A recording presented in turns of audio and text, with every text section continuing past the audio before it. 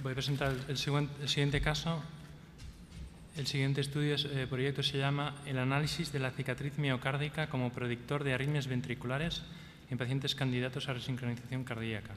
Estudio observacional prospectivo multicéntrico. El autor es Juan Fernández Armenta. Muchas gracias por la presentación. Para mí es un orgullo poder presentar este proyecto en el que hasta ahora participamos 4 centros de Barcelona, Hospitalet y Badalona, pero que está también abierto a la participación de cuantos centros españoles estén interesados en participar. Si me permiten unas cuantas diapositivas, un par de diapositivas de presentación, de introducción. La primera es de una obviedad que tira para atrás y todos sabemos que la resincronización cardíaca mejora síntomas y supervivencia en pacientes con insuficiencia cardíaca y QRS ancho. Y sabemos que con o sin desfibrilador, pues ahora mismo es una indicación de clase 1A en las guías de práctica clínica. Como muchos, sin no decir que todos los candidatos a resincronización cardíaca cumplen criterios también de prevención primaria de muerte súbita con implante de desfibrilador, la mayoría de estos pacientes reciben en nuestro entorno un dispositivo de resincronización con desfibrilador de backup. Sin embargo, el beneficio del TRC sobre TRCP realmente no está del todo claro. También sabemos que la TRC per se reduce la mortalidad total y la muerte súbita cardíaca, y se sabe también por estudio de coste-eficacia que, especialmente en personas de edad avanzada, que son muchos de nuestros pacientes, pues la coste-eficacia del TRCD pues, no está ni mucho menos tan clara. Pero lo cierto es que no tenemos herramientas para poder decidir qué paciente necesitará un desfibrilador de backup o no, y puede que la resonancia magnética sea una herramienta de interés, porque sabemos que nos muestra la cicatriz, que es el sustrato de las arritmias ventriculares en pacientes con cardiopatía estructural. Y ya se ha visto en pacientes con cardiopatía isquémica y no isquémica que la presencia de cicatriz y su tamaño se asocia a la inducibilidad de arritmias ventriculares, a la aparición de arritmias ventriculares espontáneas en el seguimiento y a la mortalidad cardíaca. Sabemos que es un campo que está en auge, que la resonancia no solo nos dice el tamaño de la cicatriz, sino que estamos viendo que nos permite ver zona de tejido viable dentro de la cicatriz, que sabemos que es el sustrato de las arritmias ventriculares, y esto está soportado incluso por estudios experimentales. Y en un paso más adelante, aquí nuestros compañeros del Marañón nos han demostrado que incluso los canales de conducción lenta, sustrato de arritmias ventriculares que vemos en el mapeo electroanatómico, podemos verlo de manera no invasiva con la resonancia magnética. Con lo cual podría ser una herramienta para identificar a los pacientes de especial alto riesgo de muerte súbita o viceversa, de algo menos de riesgo de muerte súbita dentro de los candidatos a resincronización. Y este fue el objeto de un pequeño estudio que hemos publicado recientemente en pacientes candidatos a resincronización cardíaca que recibieron un desfibrilador y que antes del implante se realizó una resonancia magnética. En este estudio vimos que efectivamente a mayor tamaño de cicatriz, mayor terapia apropiada del desfibrilador, y no solo eso, sino que las características de la cicatriz, cuanto más heterogénea la cicatriz, cuanto más cantidad de tejido heterogéneo, más probabilidad de arritmias ventriculares. Encontramos unos puntos de corte que parecían que tenían buenos niveles de sensibilidad y especificidad, y hasta el 70% de estos pacientes entraban dentro del grupo de relativo bajo riesgo. En el seguimiento del endpoint primario de terapia apropiada del desfibrilador fue claramente menor en los pacientes que tenían cicatrices pequeñas o homogéneas, y para el endpoint combinado de terapia apropiada o muerte cardíaca, pues también encontramos claras diferencias. Pero el estudio tiene algunas importantes limitaciones. La mayor es que son pocos pacientes, solo 78, que es un estudio monocéntrico, como la mayoría de los estudios en este campo que han salido en los últimos años, y quizá el más importante, que hay pocos eventos que permitan de verdad darle solidez a los análisis multivariados que son necesarios en este tipo de análisis.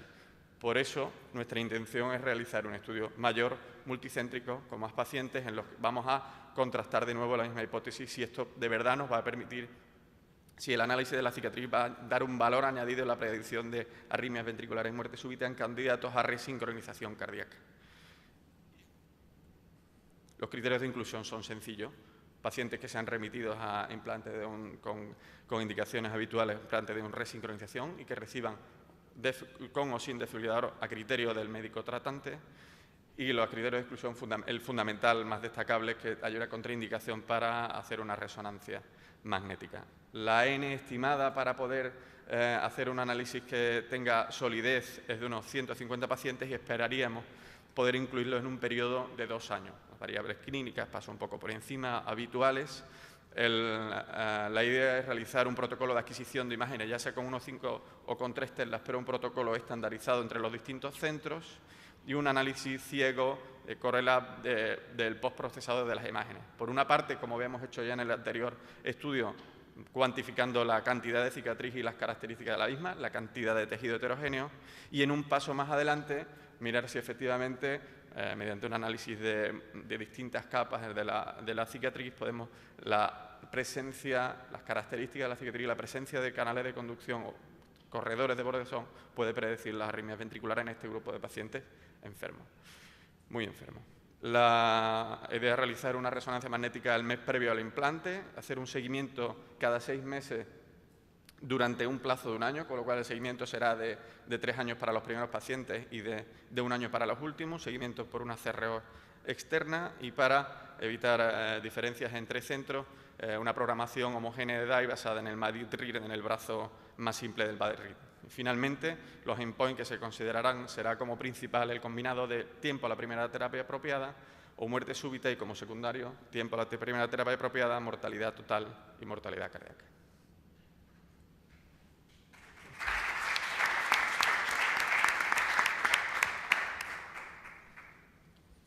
Muchas gracias. ¿Preguntas? Has comentado que la resonancia magnética se prevé hacerla un mes antes del implante. ¿Por qué ese tiempo? En el mes, como mucho. En el mes. Ajá.